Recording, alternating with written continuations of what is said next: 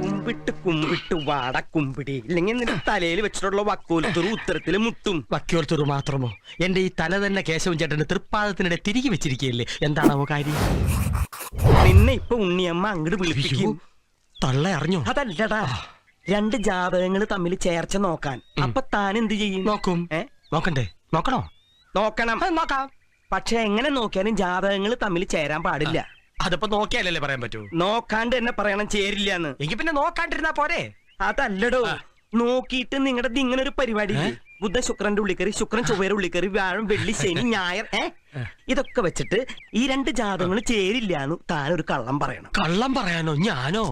കുടുംബി കുമ്പടി കുമ്പടി, നിനക്ക് കള്ളം പറയാൻ ബുദ്ധിമുട്ടുണ്ട് എന്റെ മോനെ. അസ്പ്രസ്ഥാന ഹൃദസ്തന്തയും പ്രവർത്തിൻമുഖരെ നുണയന്തിയും എന്നൊരു ശ്ലോകമുണ്ട്. പ്രവർത്തിക്ക് നിരക്കാത്ത നുണ പറയാൻ പാടില്ല എന്ന് സാരം. ഈ മുട്ടാൽ അങ്ങനെ കേട്ടി തന്നാലുണ്ടല്ലോ, അടുത്ത ഗുരുവായൂർ ഏകാദശിക്ക് പിന്നെ ഞാൻ ഈ കാലെടുക്കുള്ളൂ. അപ്പം മതിയുടെ എനിക്ക് ഈ കാല്. വൃന്ദാനിനോ വന്ദിനാം ആപതികിം കരണീയം സ്മരണീയം ചരണയുഗളമമ്പായാം തൽസ്മരണം കിം കുരുതേ ബ്രഹ്മാദീനപിച കിങ്കരീ കുരുതേ. ഭഗവതി.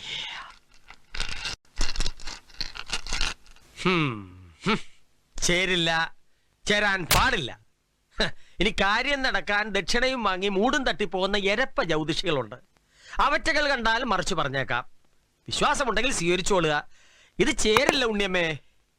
ഞാൻ ആ കോട്ടക്കൽ വിജയമണിക്കരോട് വരാൻ പറഞ്ഞിട്ടുണ്ട്. ഏതിനും ഒരു സെക്കൻഡ് ഒപ്പീനിയൻ നല്ലതല്ലേ? വിജയമണിക്കര് വരട്ടെ. വന്ന പിച്ചാച്ചിപ്പൊടി കഴിച്ച് തുണിമണി അടക്കം തൂത്തുവാരി പറക്കി പൊക്കിക്കളയും ഞാൻ. ഇത് ചേരില്ല ഉണ്ണിയമ്മേ.